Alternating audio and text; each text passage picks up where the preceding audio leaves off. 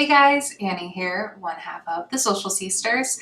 So today I'm going to show you how to add new text onto the graphic that you are working in Canva.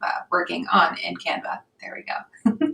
So looking at this Social Sisters graphic that we've done a couple tutorials in, we're going to go ahead and add some more text in there.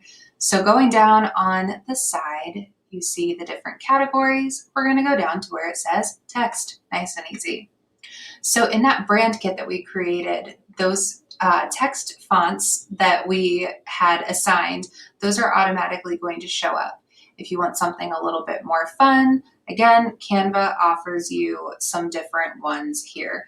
And these fonts you can change. So if you want something that looks neon, you can change it so that your text is in there. Excuse me, your font is in there, but you have that glowing neon kind of look to it.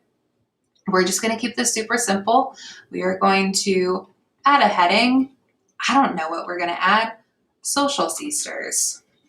We're going to select it. Oops, it's white. Let's go ahead and make that black. We're going to say the socialist. I don't think the most social. We'll do that. The most social sisters. And that, very simply, is how you add new text to your graphics. I hope this helped, and I will see you next week for a new Canva tutorial.